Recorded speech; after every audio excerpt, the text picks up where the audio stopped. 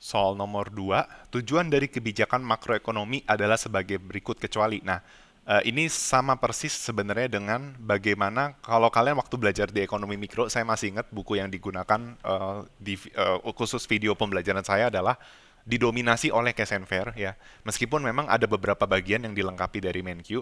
Nah, kalau kalian masih ingat ada 4 kriteria untuk menilai suatu economic policy atau economic outcomes dari policy gitu mungkin ya.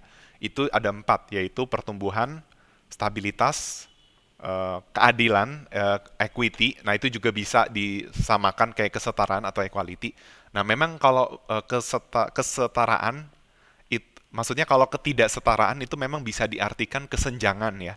Berarti kesetaraan ketidaksenjangan ya. Memang kalau di bahasa Inggris bisa diartikan equality, lawannya inequality, atau bisa dipakai disparity, itu juga bisa ya. Tetapi ini kalau kalau kayak gini dipakai equality, karena kalau disparity biasa dipakai untuk kalau konteksnya regional, misalnya kesenjangan regional gitu ya.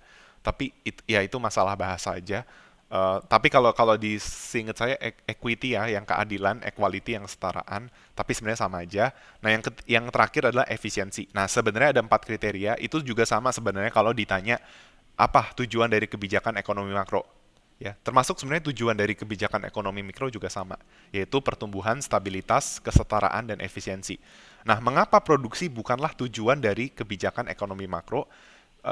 Kalau kita lihat dari segi mikro ya, produksi itu bukanlah tujuan dari si ekonomi ya.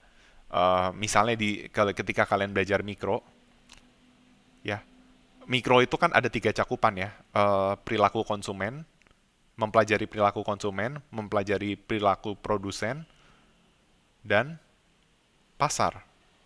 Ya, pasar ini nanti terjadinya interaksi antara consumer dan produser. Nah, kita mesti ingat goals dari consumer itu adalah memaksimumkan utilitas atau utility, sedangkan produser goalsnya adalah memaksimumkan profit.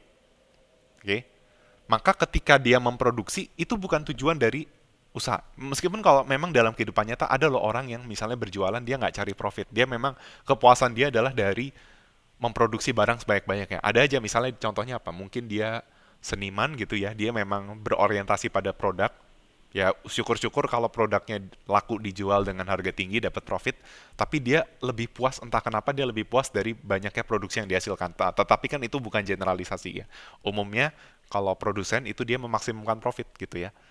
Nah, jadi produksi tidak bisa disebut dari tujuan ekonomi mikro. Nah, apalagi juga makro. Meskipun produksi itu nantinya juga adalah bagian dari ekonomi gitu ya. Produksilah yang akan mendorong pertumbuhan ya. Nanti kalian akan belajar indikator PDB. PDB yang misalnya PDB itu adalah dengan pendekatan value added, dia adalah penjumlahan dari harga kali quantity. Nah, quantity ini kan produksi ya. Jadi produksi itu akan memicu pertumbuhan. Ya kan, ketika produksi bertambah ada kaitannya dengan pertumbuhan ya, seperti itu. Nah, terus produksi jugalah yang misalnya nanti akan menciptakan kesejahteraan ya. Misalnya dengan memproduksi barang lebih banyak mungkin akan lebih setara ya, ada kesetaraan. Terus dengan adanya produksi itu juga apa namanya? Mendorong stabilitas dari perekonomian ya. Ketika produksi berhenti, ekonominya tidak stabil. Terus juga produksi yang akan mendorong efisiensi. Dan sebenarnya kepertumbuhan, stabilitas, equality, dan efisiensi itu bisa ada keterkaitan ya. Bisa bisa keterkaitan, bisa juga trade off ya. Misalnya ada nggak trade off antara pertumbuhan dengan kesenjangan? Misalnya ketika pertumbuhan naik, kesenjangan juga naik. Itu kan trade off berarti ya. Padahal kita maunya pertumbuhan tapi juga setara. Ada equality gitu. Nah, saya nggak akan bahas itu secara detail karena kalian lagi belajar pengantar makro. Tapi ini hanya untuk membrainstorming saja gitu. Kalian bisa cari literaturnya dan sebagainya ya. Bisa jadi dia itu ada trade off, bisa juga saling berkorelasi positif ya. Tapi eh, kenapa stabilitas itu juga menjadi tujuan dari makroekonomi? Ya karena kita nggak mau cuma ekonomi itu bertumbuh saja.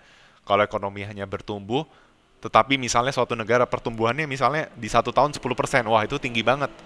Tapi tiba-tiba tahun berikutnya langsung 2% atau negatif. Nah itu kan nggak stabil ya. Kita berharap ekonomi itu stabil.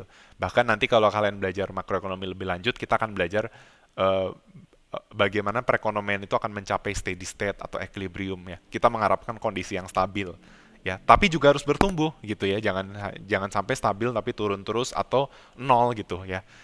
Tapi juga jangan sampai ketika perekonomian bertumbuh kesenjangan itu meningkat terlalu tinggi ya. Kita juga berharap adanya kesetaraan, equality. Meskipun kesetaraan bukan berarti semua orang di suatu negara akan mendapatkan pendapatan yang sama gitu. Enggak ya. Tetap ada kesenjangan, tapi kita juga mau kesenjangannya itu ideal lah ya. Jadi bisa dibilang equality, ada kesetaraan. Nah, tapi kita juga mau ada efisiensi. Ini juga dibahas di mikro ya, efisiensi secara detail. Saya nggak akan terangkan lebih lanjut. Tapi intinya soal ini sama seperti kalau ditanyakan judgement, bagaimana menilai economic outcome atau economic policy ya. Berarti yang bukan adalah jawabannya adalah yang produksi. Oke, terima kasih.